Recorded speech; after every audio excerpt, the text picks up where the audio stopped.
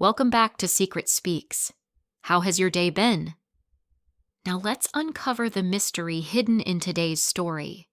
The flicker of the candles threw shadows across the walls, long shapes that seemed to stretch toward me like fingers. I tried to remind myself that this was Thanksgiving, a day meant for gratitude, yet all I could feel was the weight of being handled like a burden. Claire spoke brightly about portion sizes and calories, her tone brisk as she cut into the pie. She offered me a slice first, the knife poised like an instrument of judgment. "Thank you," I said softly, though my appetite had disappeared hours ago. She slid the plate toward me, then quickly turned to Daniel, her hand brushing his arm. He nodded without speaking, eyes still lowered, and I wondered if he even tasted the food on his plate anymore. His silence felt like a wall I could not climb. As I picked up my fork, a memory came rushing back uninvited. Joseph at the old house, standing in the kitchen with flour on his hands, insisting on carving the turkey himself. He had laughed when the knife slipped, spraying juices onto the counter. He had pulled me close and whispered that mistakes were what made the holiday human. That memory warmed me for a fleeting second before the cold present pressed back in. Claire cleared her throat and glanced at the folder tucked neatly at her side. She tapped it lightly as though to remind me of what I had just surrendered. There was a gleam in her eyes that unsettled me, as if she had done something larger than any others were just. This makes things so much easier, she said, her voice tinged with satisfaction. We can all focus on moving forward without unnecessary complications. Moving forward. The words echoed. Forward for whom? Certainly not for me, sitting in a drafty attic room with a space heater that barely kept away the chill. Forward meant I was erased from their plans, except as a name on paper to release them from duty. Daniel finally moved from the window. He pulled out the chair beside Claire and sat down slowly, his shoulders slumped. He did not glance at me, not once, though I stared at him long enough to feel my eyes sting. I wanted him to remember the boy who used to crawl into my lap after a nightmare, who once held my hand on his first day of school, terrified to let go. That boy was gone. In his place was a man with a closed mouth and a lowered gaze. The clatter of plates pulled me back.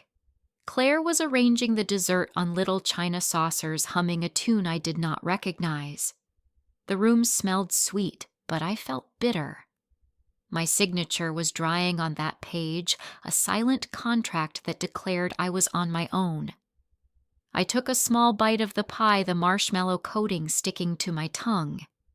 The sweetness was heavy, almost suffocating. Across the table, Claire dabbed her lips with a linen napkin and smiled as though she had orchestrated a flawless dinner. "It is a relief," she said, "that we can all be clear about expectations." Her words floated in the air, deliberate and sharp. Daniel shifted in his chair, his hand tightening around his fork, but still he offered no words. I nodded once, not in agreement, but in resignation. The silence around me was louder than any confrontation could have been. The clock in the hallway chimed the hour. Its sound reminded me of nights long ago when Joseph and I would listen to that same clock in our living room, the two of us exchanging glances as the children slept upstairs. That house had been filled with warmth, with books and laughter, with small arguments that always ended in reconciliation. Here, the same chime sounded hollow, like a reminder of everything that had been stripped away. Claire gathered the empty plates and stacked them neatly. She glanced at me as if checking whether I had finished, then swept them into her arms without waiting. Her efficiency was cold practiced, and it left no room for lingering. As she disappeared into the kitchen, Daniel remained at the table, staring down at the crumbs in front of him. I wanted to ask him if he felt any of the shame that now burned in my chest. I wanted to ask him if his silence was loyalty to his wife or fear of standing beside his mother. But the questions lodged in my throat. My voice felt stolen, as though signing that waiver had silenced me in more ways than one. Claire's laughter rang faintly from the kitchen light and triumphant. She returned carrying fresh cups of coffee, placing one before Daniel, one before herself. She did not set one in front of me. I noticed, and I think she noticed that I noticed, but she kept smiling.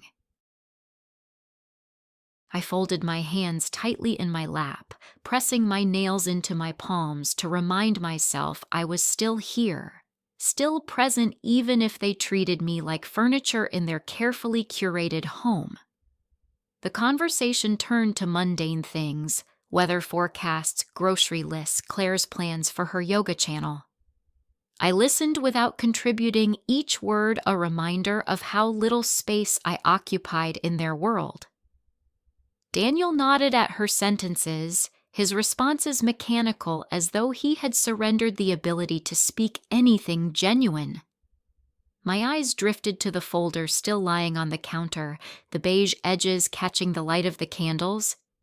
Inside, my signature waited like a scar. Claire caught me looking and tilted her head, her smile soft but triumphant, as if to say that the matter was sealed irreversible. The rest of the evening passed in fragments. The clink of silverware being washed, the faint sound of Daniel retreating upstairs, the hum of Claire's voice carrying through the hall. I excused myself quietly and climbed the steps to the attic, each creak of the wood loud beneath my weight. In the dim light of my small lamp, I sat on the edge of the narrow bed. My knees ached, my hip throbbed, but it was the hollow in my chest that hurt the most. The waiver was signed, my son silent, my daughter-in-law smiling. On a day meant for gratitude, all I felt was a fracture that ran so deep, it seemed to split me in two. I pulled the quilt tighter around my shoulders and stared at the slanted ceiling.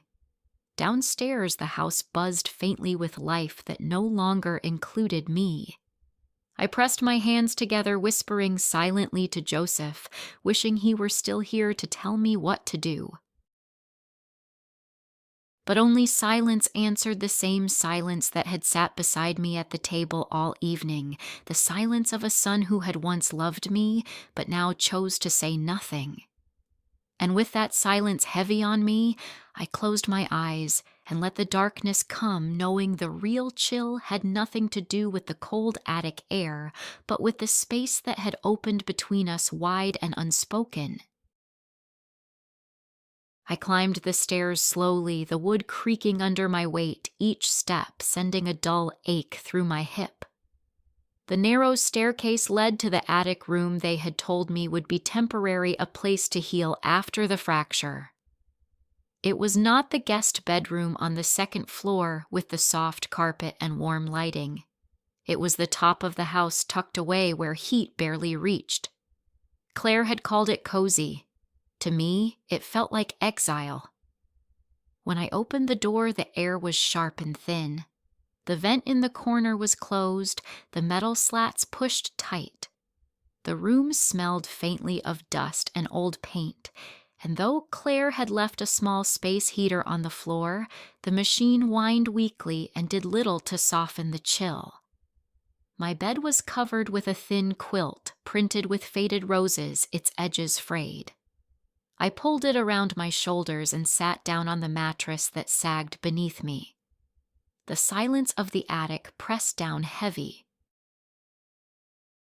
From below, I could hear faint laughter drifting up, Claire's voice floating through the floorboards as she spoke cheerfully to Daniel.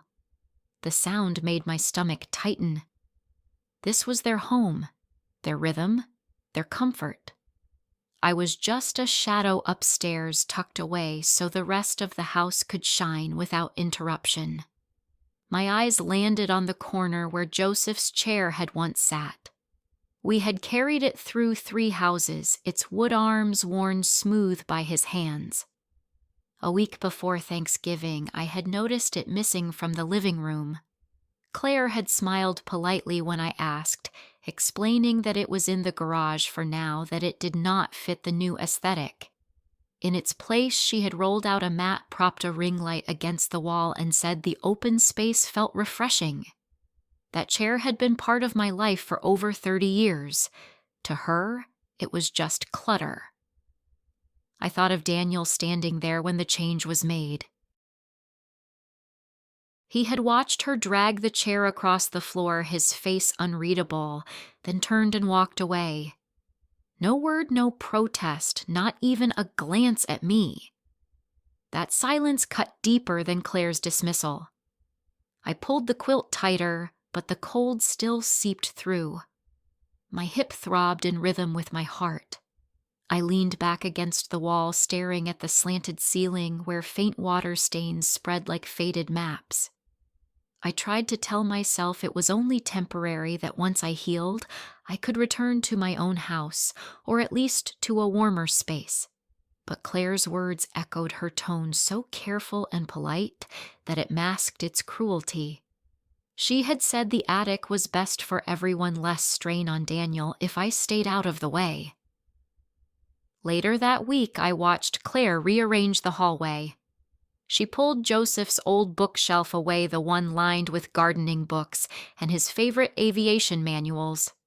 She replaced it with a sleek mirror and a wicker basket filled with rolled yoga mats. I stood at the doorway leaning on my cane and watched as she dusted her hands with satisfaction. Daniel walked past without stopping, his phone in hand. He did not see me, or maybe he chose not to. At night, the attic grew colder. The space heater rattled as if it would give out at any moment. I layered 2 sweaters over my nightgown and tucked my hands into the pockets, but the chill still bit at my bones. I listened to the hum of the dishwasher downstairs, the muffled sound of Claire laughing at a show on television. Their lives carried on beneath me, vibrant and warm, while I sat in the dim light of a single lamp, the edges of my world shrinking. I tried to sleep, but woke often, the ache in my hip, reminding me of every movement. Each time I opened my eyes, I saw the bare walls where my photographs should have been.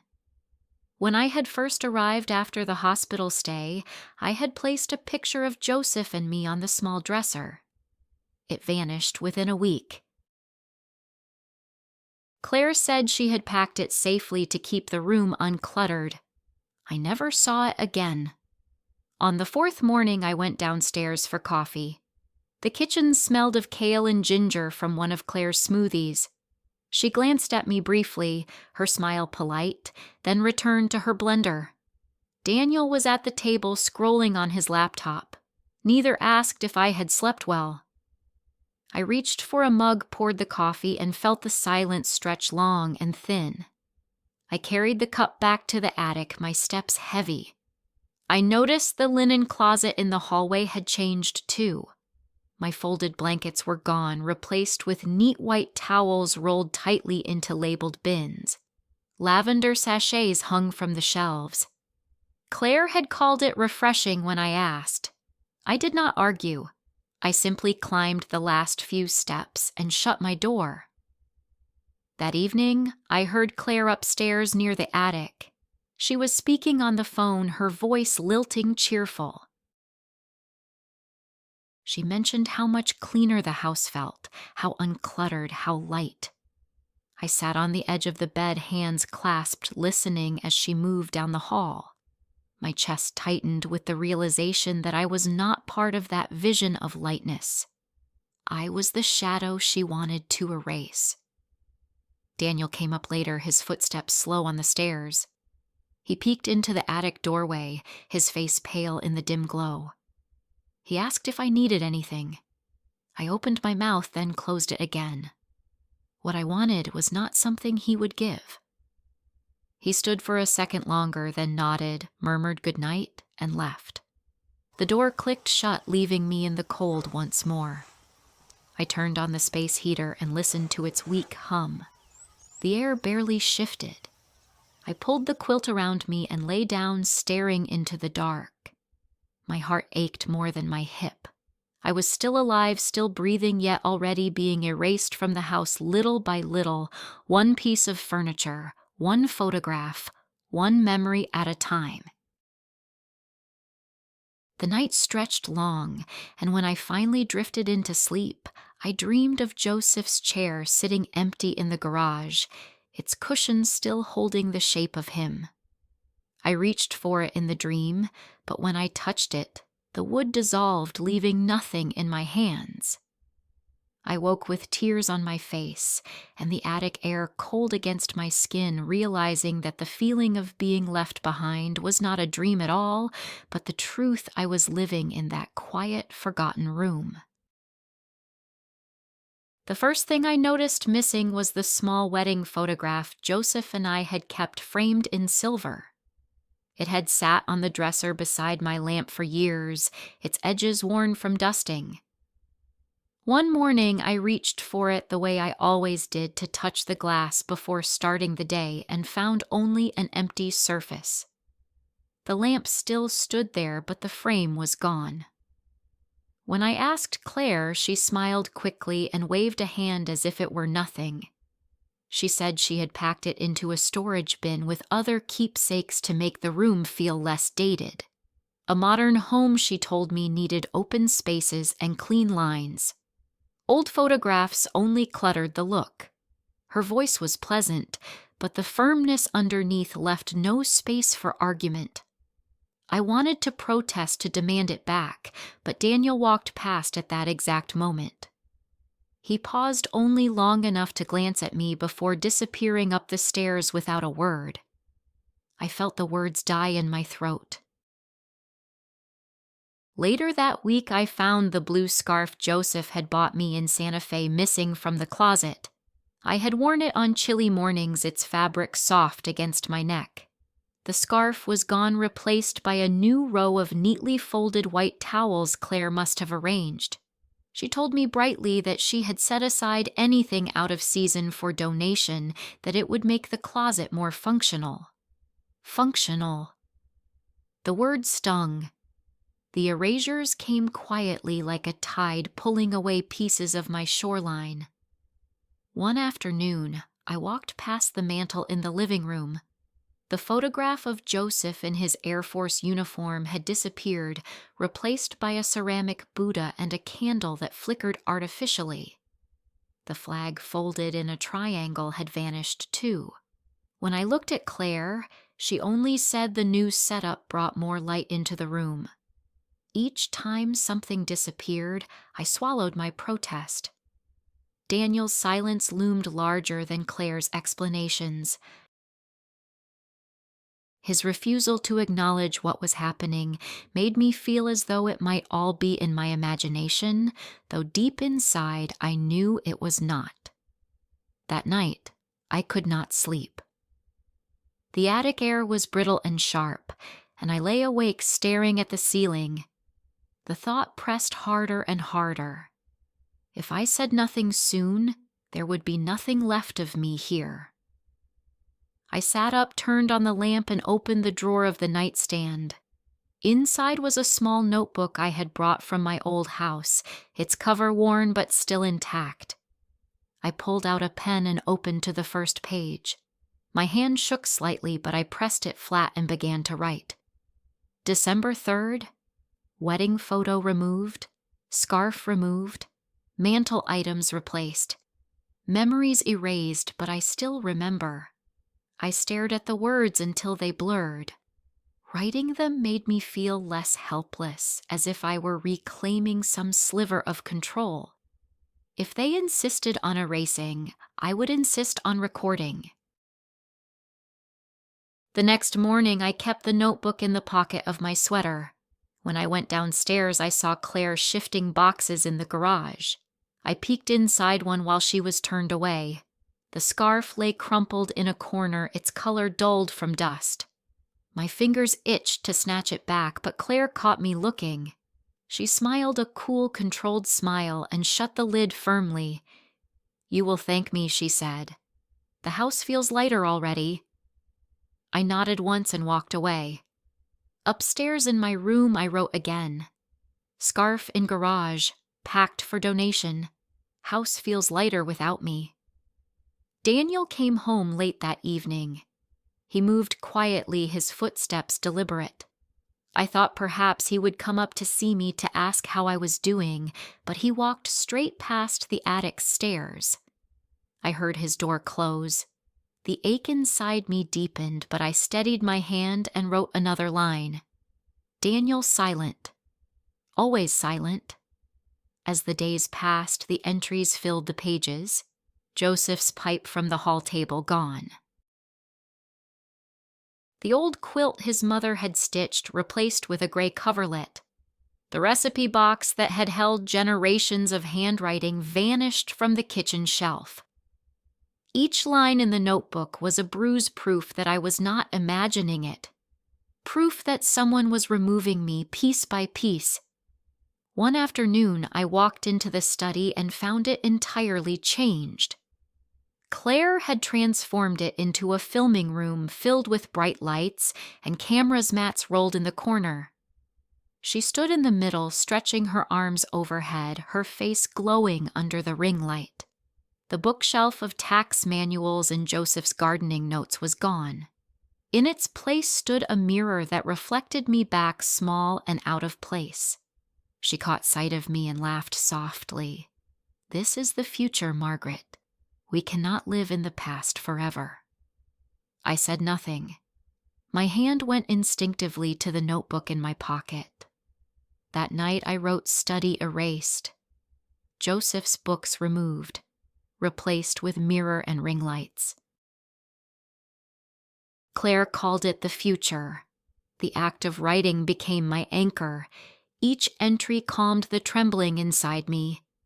I could not stop her from clearing shelves or replacing blankets, but I could name what was happening. I could witness it. One evening, Daniel lingered in the doorway of the attic while I sat on the bed with the notebook open. He looked down at the floor, then asked if the heater was working.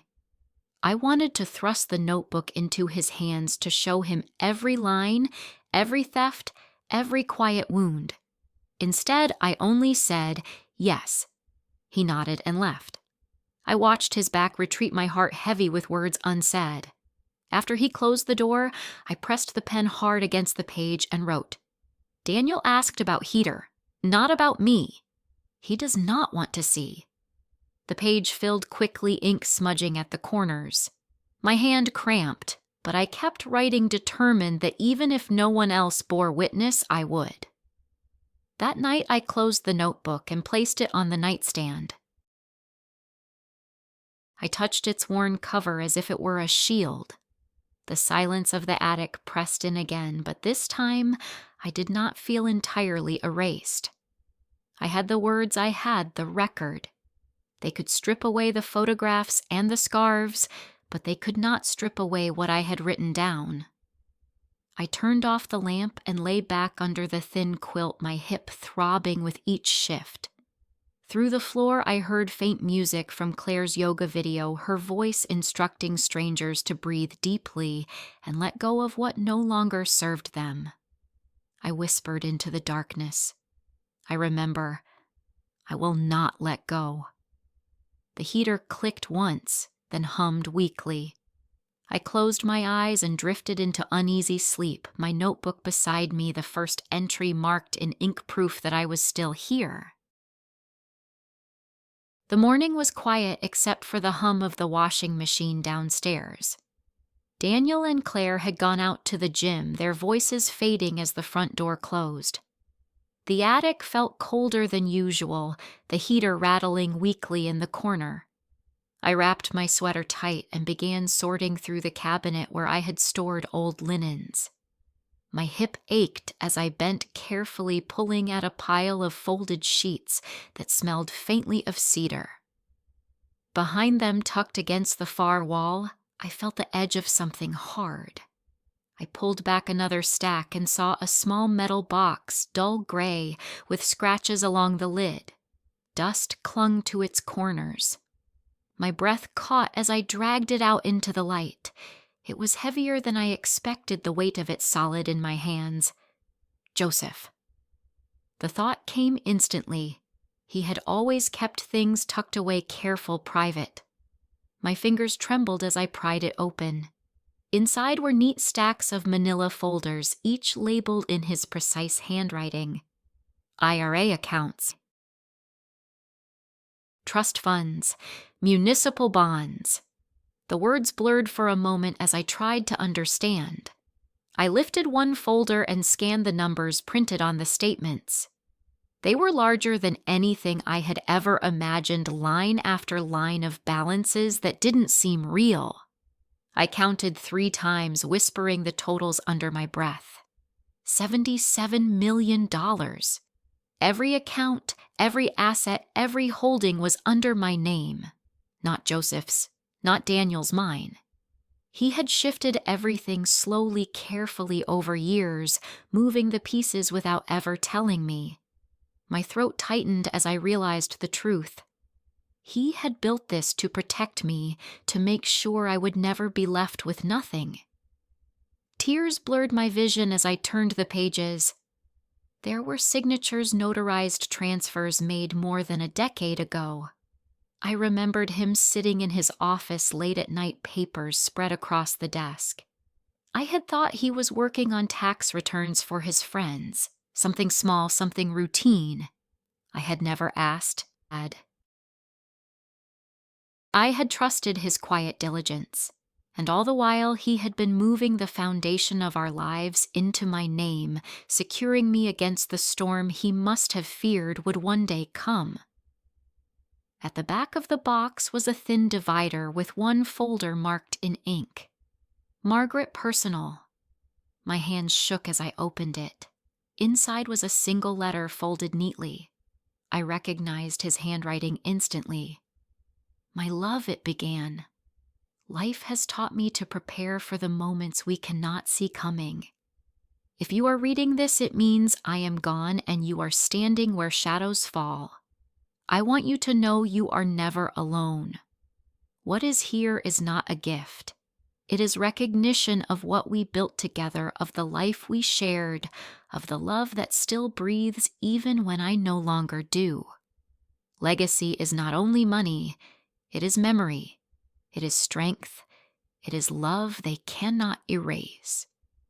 Carry it not as weight, but as light. I pressed the letter against my chest, the tears spilling freely now. The attic around me blurred into nothing, the cold forgotten.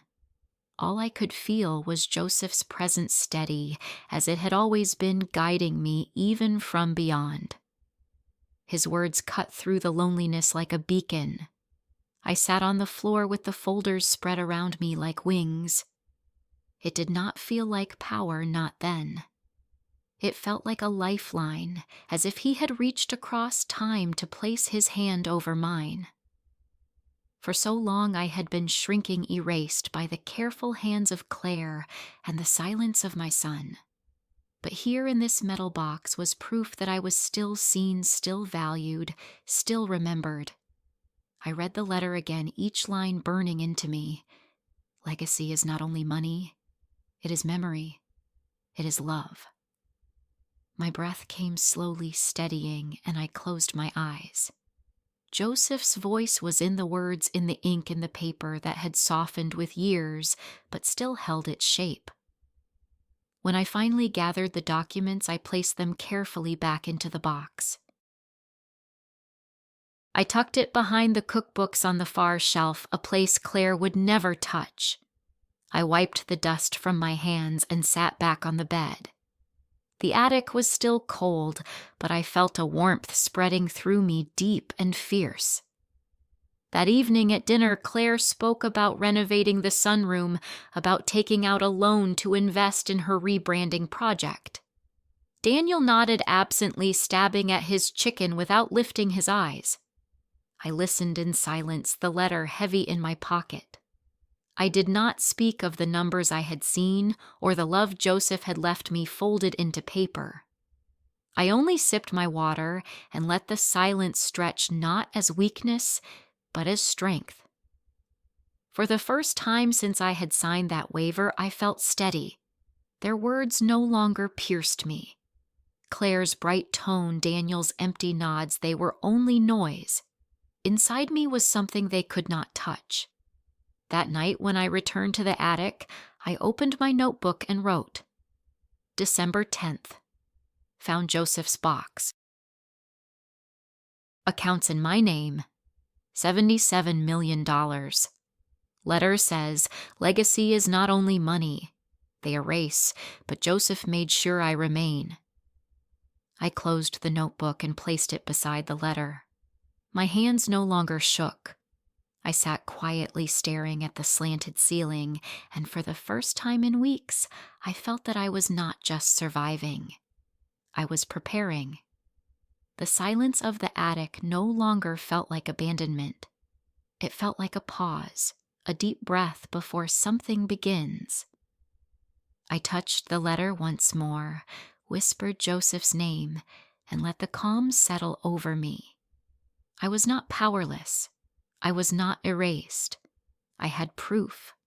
I had memory. I had love written in ink that no one could take away. Dinner that night was roast chicken, green beans, and mashed potatoes, the kind of meal that should have felt comforting. I sat at the table across from Claire, the candlelight flickering on her polished smile. Daniel was next to her, his shoulders slightly hunched as he cut his food into small pieces, eyes glued to his plate.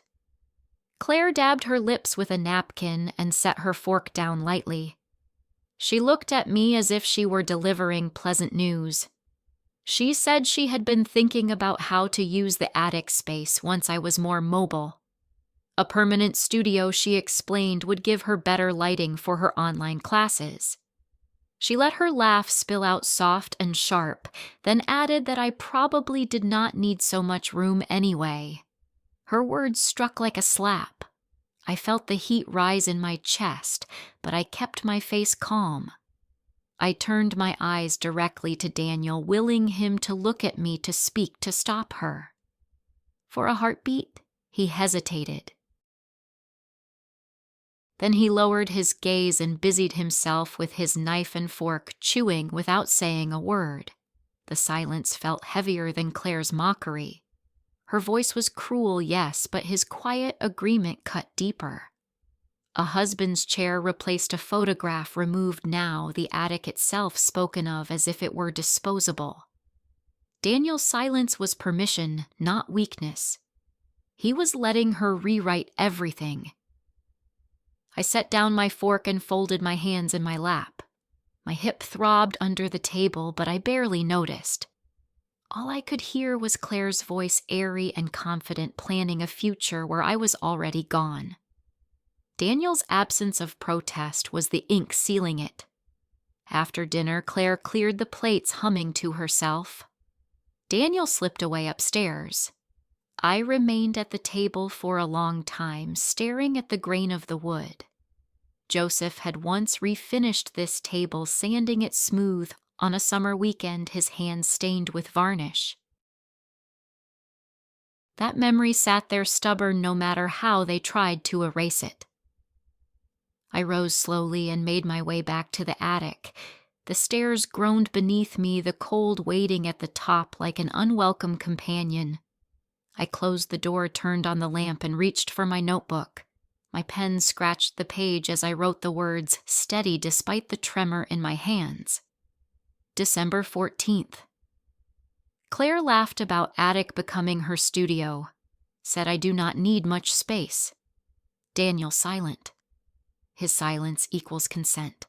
His silence equals betrayal. I underlined betrayal twice. My eyes burned, but I did not cry. Tears felt too soft for what I had witnessed. This was not just Claire's cruelty. This was Daniel giving her the stage, his silence framing her words as law. I sat back on the bed and stared at the wall. The heater rattled in the corner, throwing out faint warmth that never reached the edges of the room. The attic felt like a witness with me, its slanted ceiling leaning close, its shadows listening. I whispered into the stillness that I saw what was happening, that I would not forget. The next morning I watched them from the top of the stairs. Claire spread blueprints across the dining table, pointing at different corners of the house. She spoke of open spaces, brighter walls, minimal clutter. Daniel nodded occasionally, his arms crossed, his lips pressed tight. Not once did he glance upward toward me. I stepped back into the attic and closed the door. My notebook lay open on the dresser, waiting. I picked it up and added a line beneath last night's entry. Daniel's silence is not weakness. It is complicity. The word complicity felt heavy and exact, as though Joseph himself had whispered it to me. I pressed the pen hard, leaving an indent on the next page. That evening I tried to catch Daniel alone. He was in his office, papers spread across his desk, the glow of his laptop casting shadows across his face. I stood in the doorway, my cane steady against the frame. I asked him if he truly agreed with Claire about the attic. For a moment he looked at me, his eyes flickering with something almost human. Then he looked back at his screen and said he did not want conflict. His voice was low, flat, resigned. I felt the floor tilt beneath me. Not wanting conflict had become his excuse for surrender. Each time he stayed quiet, he gave Claire more ground until soon there would be no ground left for me. I closed his office door gently and returned to the attic. My notebook waited. I wrote December 15th. Asked Daniel directly. He said he does not want conflict. Silence is his choice. Silence is his weapon. I placed the pen down and stared at the page. My chest ached, but my mind was clear. For weeks I had told myself his quiet was weakness, fear the passivity of a man caught between loyalties. But the truth was sharper. His silence had become an act in itself, an agreement inked in nothingness. I placed the notebook back on the nightstand and turned off the lamp. The attic swallowed me in darkness. Yet even in the dark, I could see the words on the page. Silence equals betrayal. Silence equals complicity. The cold pressed in, but I felt strangely steady. I was no longer confused. Daniel had chosen his side. And now I would remember every word, every absence, every silence recorded in ink that they could never erase. The next morning I woke with a decision already formed inside me. The attic was still cold, the vents still closed, but the weight in my chest had shifted. I could no longer wait for Daniel to find his voice, or for Claire to reveal the full extent of her schemes. Joseph had left me with more than memory. He had left me with tools, and now it was time to use them. I pulled the small card from the back of my address book, the one I had saved years ago after Joseph's funeral. It had Gary's name on it, Joseph's old fishing companion and one of the few men he trusted outside our family. Gary was a lawyer in Cleveland specializing in estate and asset protection. I dialed the number with trembling fingers, half afraid it would be disconnected after all these years. His voice came through steady, a little older, but unmistakably warm. I explained who I was, why I was calling. The words tumbled out faster than I intended, but Gary listened without interrupting. When I finished, there was a long pause before he said I should come see him as soon as possible. That Friday I boarded the bus to Cleveland, the metal box wrapped in a plain cloth and hidden at the bottom of my bag. My hip ached with each step, but the ache felt purposeful this time. The city greeted me with gray skies and the smell of damp concrete. I found the cafe Gary had suggested, a small place near the courthouse with worn leather booths and the sound of jazz humming faintly above the clatter of cups. He was already there, sitting in the corner with his coat draped neatly beside him. His hair had thinned, but his eyes were sharp, the same eyes that had once studied lake waters for signs of fish. When he saw me, he rose and clasped my hand steady and firm. We settled into the booth, and after a few words of remembrance for Joseph, I placed the metal box between us. His eyebrows lifted as I opened it, showing him the folders, the statements, the letter. I also slid across the small recorder, the red light still faint from the last conversation I had captured of Claire, laughing about transferring ownership. Gary examined everything carefully, his brow furrowing deeper with each page. He listened to the recording with his jaw tight, then placed it back on the table. He said quietly that Joseph had been wise shifting everything into my name, but Claire was not blind. She had already started laying down a legal trail to challenge my authority. He leaned forward and told me bluntly that Claire had retained an attorney of her own, a man named Richard Hughes, known in Ohio for aggressive property disputes. The name chilled me. It meant she had been preparing more than I realized, not just redecorating or staging the house for her own image, but maneuvering to seize what Joseph had left me. I gripped my teacup hard, the ceramic hot against my skin. Gary placed a steady hand over mine. He said that if we moved quickly, we could protect everything before Hughes pushed further. His plan was to create a private foundation in Joseph's name, one that would hold the assets beyond anyone's reach. The Joseph M. Ellison Foundation. It would fund scholarships and community projects, honoring the values Joseph had cherished, while locking the fortune in a structure Claire could never pierce. The words filled me with a strange mix of fear and relief. Fear because of the battle already circling relief, because I finally saw a path forward. Gary assured me that the law was on my side, but only if I acted without hesitation. I asked what this would mean for Daniel. My voice shook as I said his name. Gary paused, then answered with care.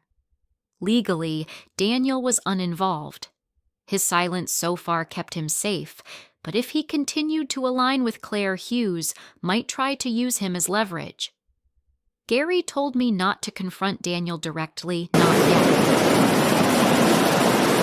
The best strategy was to let Claire believe I was compliant while we built the foundation quietly.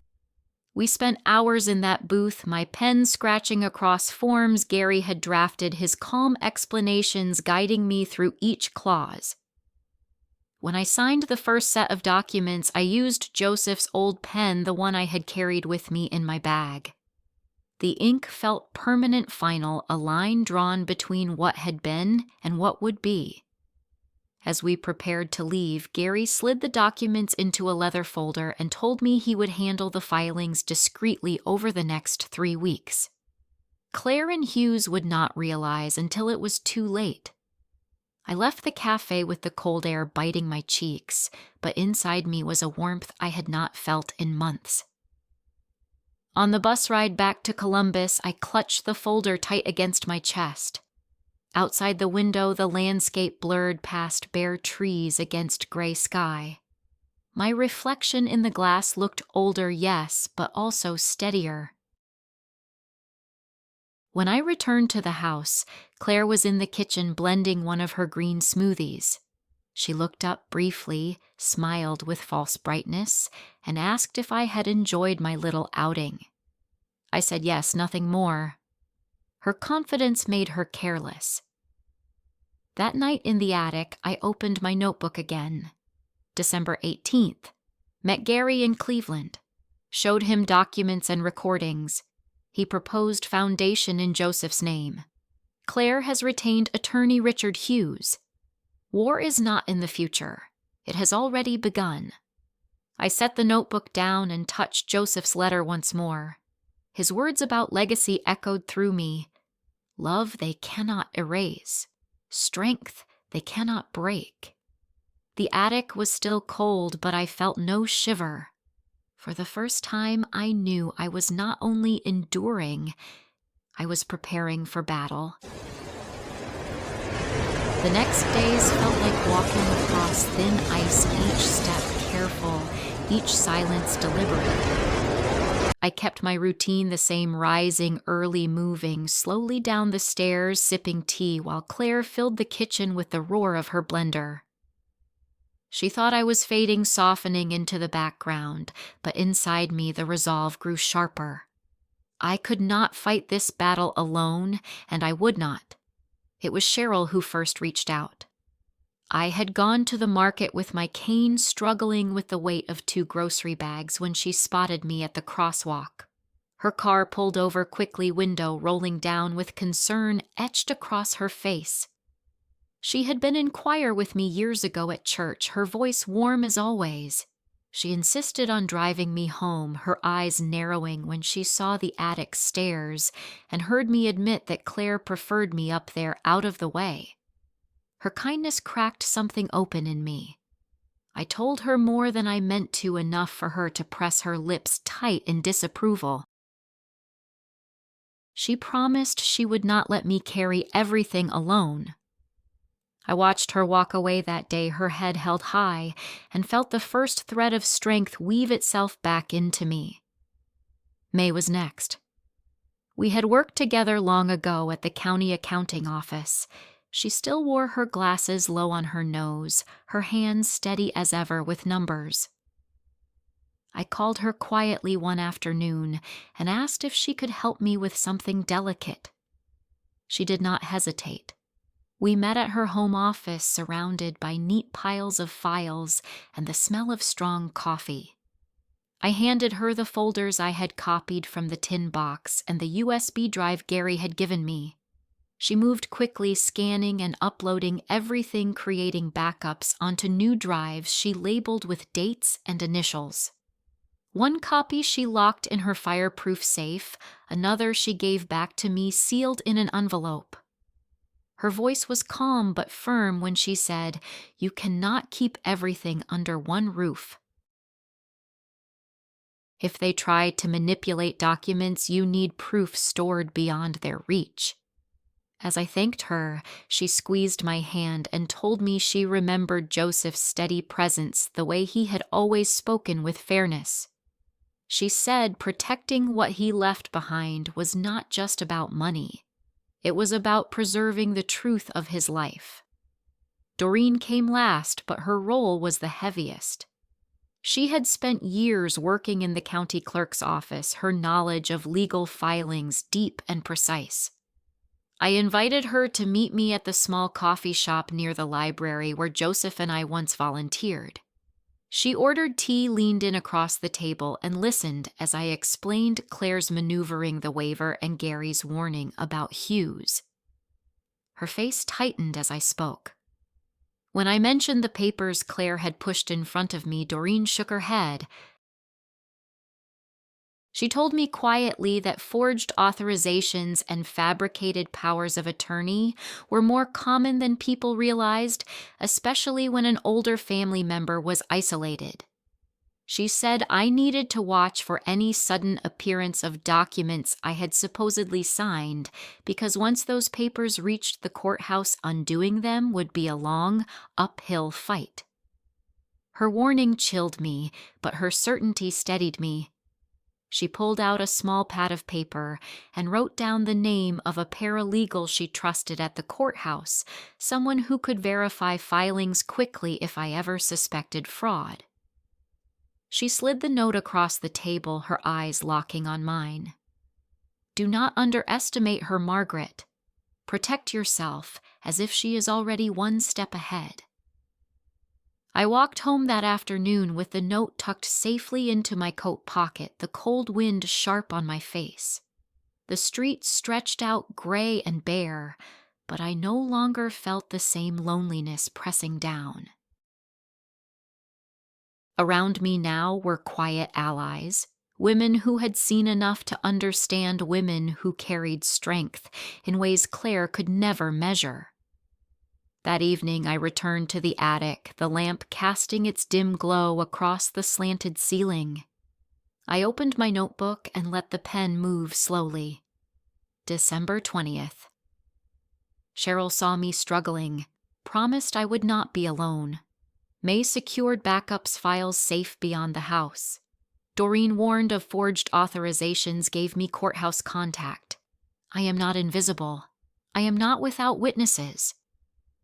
I set the pen down and read the words back to myself. The lines on the page seemed steadier than before, as if the notebook itself was breathing with me. I thought of Joseph's letter, of his reminder that legacy was more than money. Tonight, that truth expanded. Legacy was also community memory shared by others, people who carried pieces of your story when you could not. I leaned back against the headboard and closed my eyes. The attic was still cold, the air thin, but the silence no longer pressed so heavy. For the first time in weeks, I felt the faint hum of solidarity, a rhythm beyond my own heartbeat. I was not entirely alone anymore, and that knowledge lit a quiet flame inside me, one I knew they could not extinguish. The kitchen smelled faintly of lemon cleaner when Claire set a stack of papers in front of me. Her smile stretched tight, her voice light, as if she were offering me a recipe. She said it was just paperwork for the household, something to make decisions easier in case of emergencies. Her manicured finger tapped the top page, the words, "Medical Power of Attorney," printed in bold. She tilted her head and asked if I was still clear-minded enough to handle my own affairs. The question was dressed as concern, but her eyes gleamed with mockery. I felt the muscles in my stomach clench, but I kept my expression calm. I had learned by now that my silence unnerved her more than protest. I reached slowly for the page, letting my hand linger as if I were considering it. With my other hand hidden in the fold of my sweater, I pressed the small recorder Gary had urged me to carry. The red light blinked faintly. Claire's voice filled the kitchen, words sharp, even when wrapped in false sweetness. Daniel sat at the table, his fork idle against his plate. His knuckles whitened as his hand tightened, but his mouth stayed closed. He stared at the table as if the wood grain might swallow him. His silence pressed heavier than Claire's taunts, his presence turning her cruelty into law. I lifted the pen Claire had set beside the document, then lowered it again. I told her in an even voice that I would not sign anything without reading it carefully and speaking with my own counsel. Her smile faltered only for a breath before she smoothed it again. She said, "Of course," but her tone held irritation. She leaned forward and murmured that waiting too long might be unwise, especially when frailty had a way of creeping up faster than people realized. That word pierced me. Frailty. She said it with satisfaction, as if she had already folded me into weakness. I kept my gaze steady, refusing to let her see the anger rising inside me. Daniel shifted in his seat but said nothing. His silence settled into me like stone, heavy and sharp. I excused myself, slowly gathering the papers and setting them neatly back on the counter. Claire let me go without pressing further, humming as she returned to rinsing fruit in the sink. I climbed the stairs carefully, each step measured the recorder warm in my pocket. Back in the attic, I sat on the edge of the bed and let the silence stretch. Then I pulled out my notebook and wrote, December 23rd. Claire pushed medical power of attorney. Suggested I may not be clear-minded. Used word frail. Daniel silent again. Recorder captured everything. I underlined the word frail until the pen threatened to tear the page. My hands shook not from weakness, but from fury contained. Joseph had once told me that strength was not loud. It was the steady hand that kept writing, the steady voice that kept speaking when others tried to erase it. I replayed the recording later that night, listening to Claire's tone, each word precise, rehearsed, dripping with her sense of control. Instead of breaking me, the sound steadied me. I realized I had evidence now, proof that her cruelty was not imagined. Proof she was not protecting me, but maneuvering against me. The next morning, I came downstairs with my shawl draped neatly, my hair brushed, my posture straight. Claire looked up briefly from her blender, her eyebrows rising when she saw me move with deliberate steadiness. She offered her smoothie with false cheer. I declined my voice, calm, my eyes on hers. Daniel walked in moments later, his eyes sliding past mine. I watched him pour his coffee and thought of the silence he carried like a shield. He thought it protected him, but in truth it condemned him. That afternoon when I was alone, I opened Joseph's letter again. His words about legacy whispered from the page. Love they cannot erase. Strength they cannot break. I folded it gently, slid it back into the box, and felt a resolve deepen inside me. That evening, as the attic settled around me and the lamp glowed dim against the slanted ceiling, I picked up my pen again. I wrote the line that had been pressing in my chest since the kitchen. Claire used the word frail. I will prove her wrong. The ink glistened on the page. I closed the notebook with care and sat in the silence, no longer chilled by it. The word frail had been meant to diminish me. Instead, it became the spark of something unyielding. I would carry it forward not as a wound, but as a weapon. Claire began her preparations days in advance, her voice carrying through the halls as she directed deliveries and rearranged furniture. The smell of polished wood and citrus candles filled the house, every surface gleaming as though she wanted the walls themselves to sparkle. By the evening of her gathering, the living room had been transformed into something out of a magazine spread, white lilies on the mantel, and trays of hors d'oeuvres lined in careful rows. I stayed near the edges, watching quietly, my hands folded around the rim of a teacup. The guests arrived in a flurry of coats and chatter, women in heels, clicking across the hardwood floors, men with wine bottles wrapped in glossy paper. Claire floated among them like a queen at court, her laugh sharp, her voice pitched just high enough to reach every ear. She gestured toward the open floor plans she had pinned to the wall, pointing with a manicured finger to areas circled in red. She spoke of knocking down walls, of creating a meditation studio, of replacing the dated fixtures with sleek designs. Her words rose with pride, her eyes flicking around the room to make sure every nod of approval was hers to collect. Soon she leaned closer to her friends, her voice lowering, but I heard it clearly.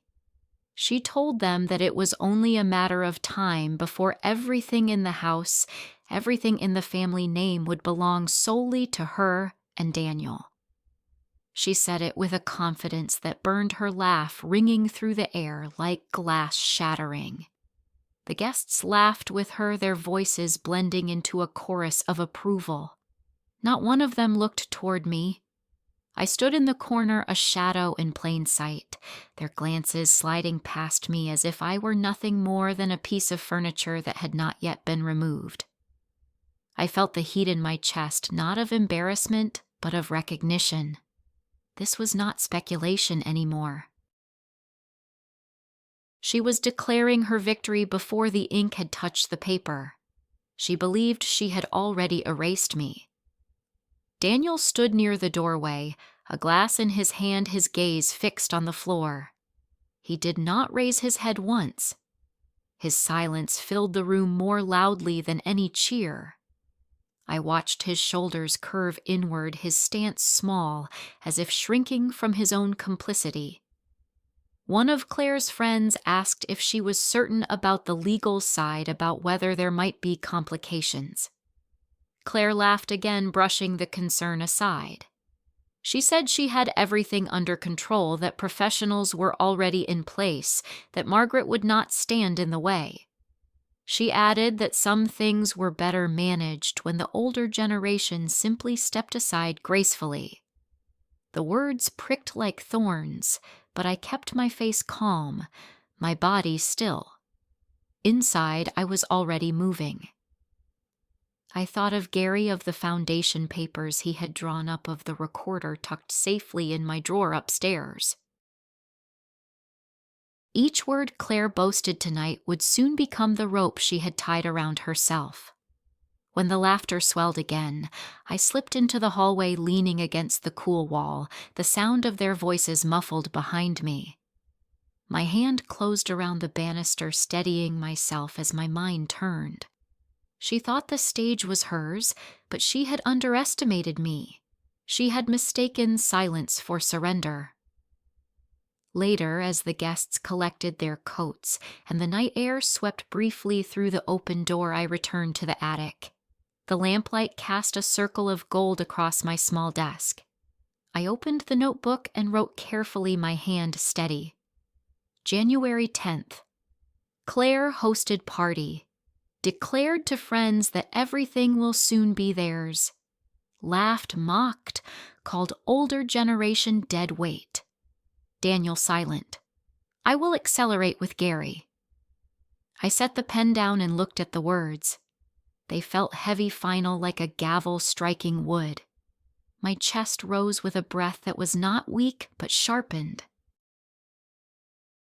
I could not wait for Claire to make her next move. It was my turn to step forward, and I would. The attic settled into its usual quiet, the faint hum of the space heater filling the air. I closed the notebook gently, the ink still fresh. Tonight had shown me everything I needed to know. Claire was no longer hiding.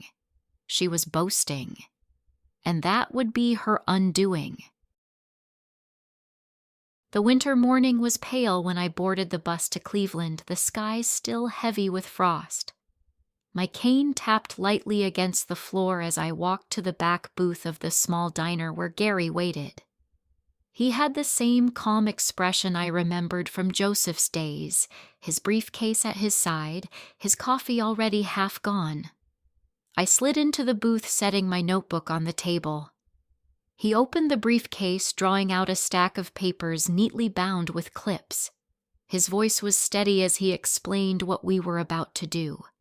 Every account Joseph had placed in my name would now move into the Joseph M. Ellison Foundation, protected beyond the reach of Claire's ambitions.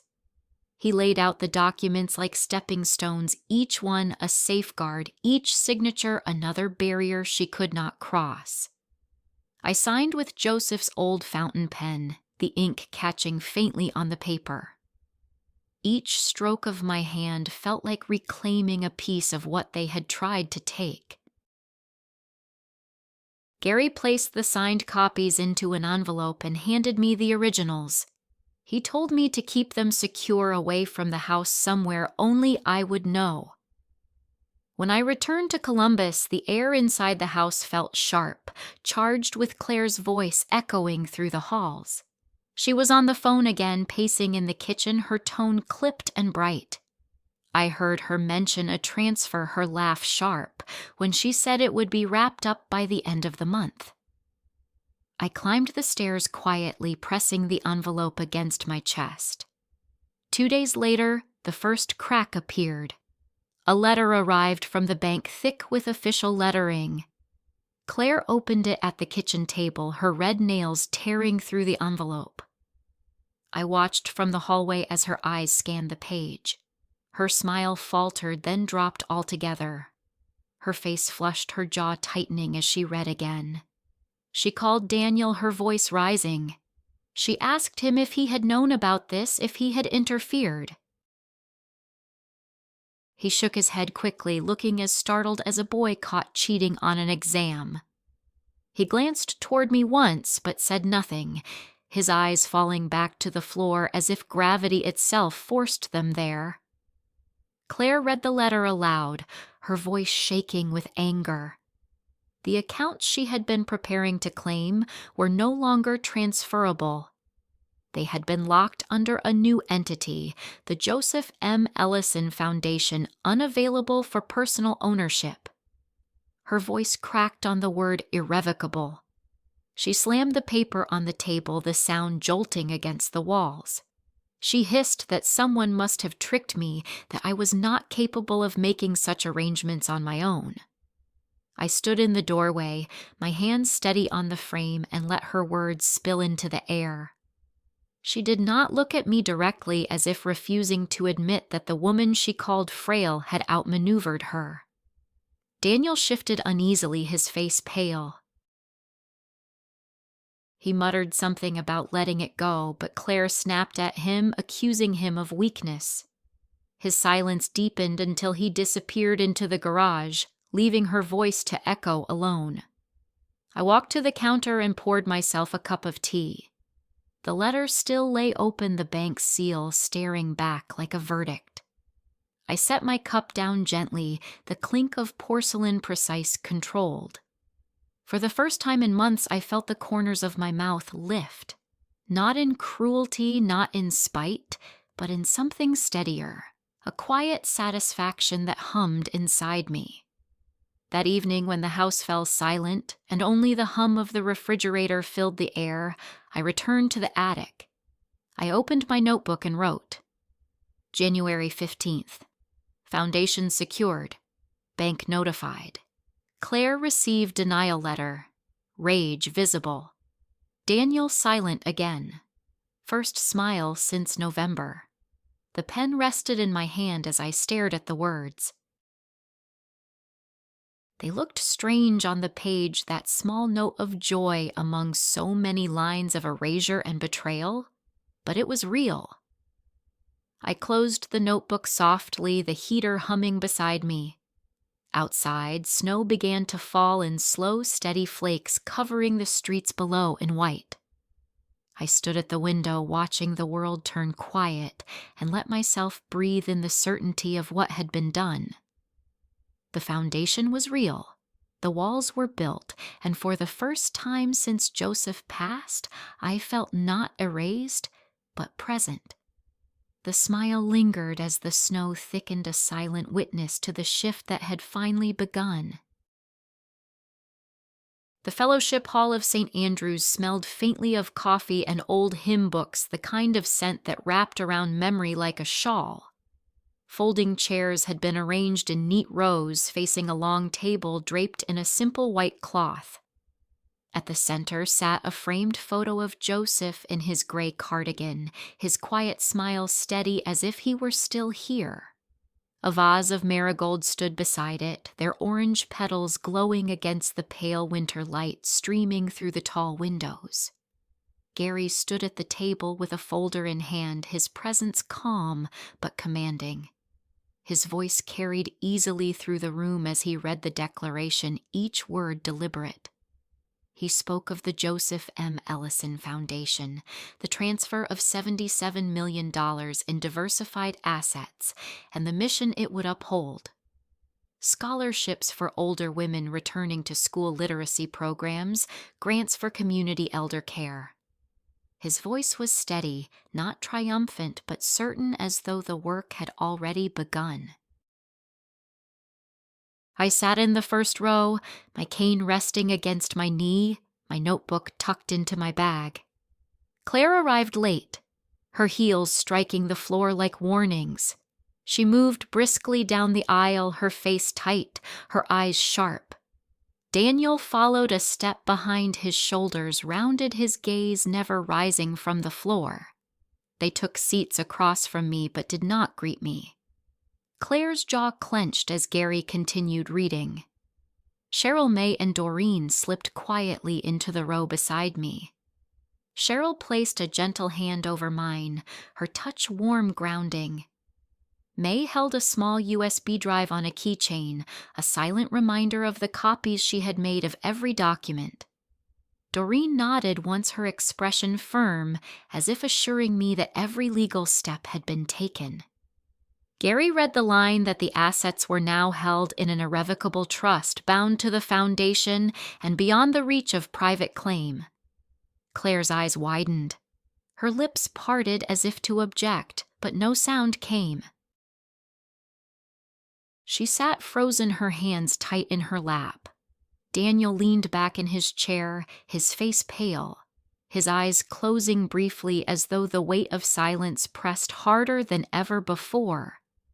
The room grew still as Gary reached the final page. He looked toward me, his gaze steady. He placed Joseph's old fountain pen on the table. I rose slowly, my legs steady beneath me, and stepped forward. My hand closed around the pen, the familiar weight pressing into my fingers. For a moment I saw Joseph's face in my mind, the evenings he had spent at his desk, the way he always checked every column of numbers, twice the quiet way he prepared for a future I had not yet imagined. My throat tightened, but no tears came. Instead, I placed the pen to paper and signed my name with care, each stroke, deliberate, firm, unshaken. When I set the pen down, the silence that followed felt like a bell ringing. It was not the silence of erasure or exclusion, but of recognition, the kind of quiet that comes when something true is spoken plainly. Claire's breath was sharp as she finally found her voice. She demanded to know how this had been done, who had tricked me, how a woman in my state could have orchestrated such a thing. Her words tumbled over each other, sharp and frantic. But Gary answered with the same calm tone he had used throughout, explaining that every step had been taken within the law, every form notarized, every record filed. He said there was no trick. It was Margaret's choice, Margaret's right, Margaret's legacy. Daniel's head dropped lower. He did not defend her, nor did he defend me. He simply sat in the chair as though carved from it, his silence no longer ambiguous, but hollow. I turned back to my seat, my legs trembling slightly, but not from weakness. Cheryl squeezed my hand again, her eyes bright. May whispered that it was done, that the foundation was real now, no longer just paper. Doreen leaned forward, her voice soft but sure, telling me I had secured everything Joseph had wanted. I looked again at the photograph on the table. Joseph's calm eyes met mine across the room. I whispered inside myself that his work had not been erased. His love had not been dismissed. Our legacy was safe. The marigolds leaned slightly in the winter draft that slipped through the doors. I sat down, my cane balanced against my chair, my body upright, my hands resting in my lap. For the first time in a long time, I felt not like a guest in someone else's house, not like a shadow in my son's family, but like myself, whole and unbroken. The folder closed with a soft click as Gary tucked the papers away. The sound marked the end of one story and the beginning of another. And in that moment, under the quiet rafters of St. Andrews with friends by my side and Joseph's name spoken into permanence, I knew the truth. My legacy had been preserved, and no mocking laugh or silent betrayal could take it away. The morning after the meeting at St. Andrews, I rose earlier than usual. The house was still dark and quiet. Claire's expensive blender sat clean on the counter, waiting for her morning shake. Daniel's shoes were by the door, scuffed at the edges like he had been dragging his feet more often than walking with purpose. I looked around and knew there was nothing left for me there. I climbed the attic stairs one final time, the old joints in my hip reminding me of every step. My small suitcase waited in the corner where I had kept it packed for months in my mind. I folded the few clothes I still owned, each one chosen not for style, but for memory.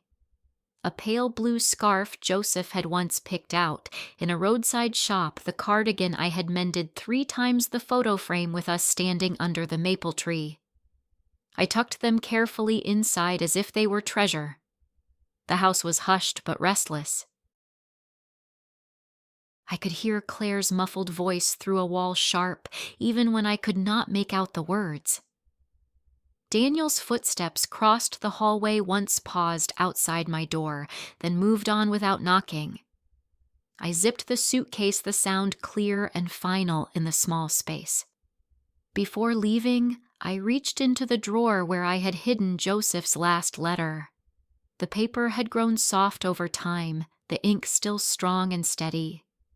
I read his words again, the ones that had steadied me when silence felt like erasure. He had written that love cannot be undone by neglect, that what we built together would outlast even those who wished it gone. I pressed the page against my chest, breathing in the faint trace of old cedar that lingered on it. When I stepped into the hallway, the air smelled of lavender spray, the scent Claire had used to cover the past. I carried my suitcase down the stairs slowly, one hand gripping the rail. Claire appeared at the bottom, her arms folded, her lips pressed tight. She did not ask where I was going. She only shifted slightly so I would have to brush past her shoulder to reach the door. Daniel stood near the kitchen, staring at the floor, hands shoved deep in his pockets. I paused long enough to meet his eyes, but he never lifted them. My heart ached, but it no longer broke.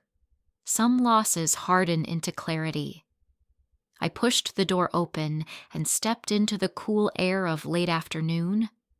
The sun hung low, washing the street in gold. I stood for a moment on the front step, letting the light touch my hair, feeling the warmth on my face. My suitcase was light enough for me to manage, heavy enough to remind me of the weight of survival. I walked down the driveway, each step certain, and turned toward St. Andrew's. The church's stone tower rose above the neighborhood like a watchful guardian. I stopped at the base of the steps, setting my suitcase down beside me. From my coat pocket, I drew out Joseph's letter once more.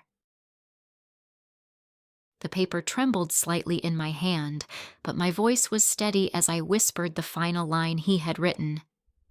Do not let them define the love you lived. I folded the letter carefully and tucked it back inside.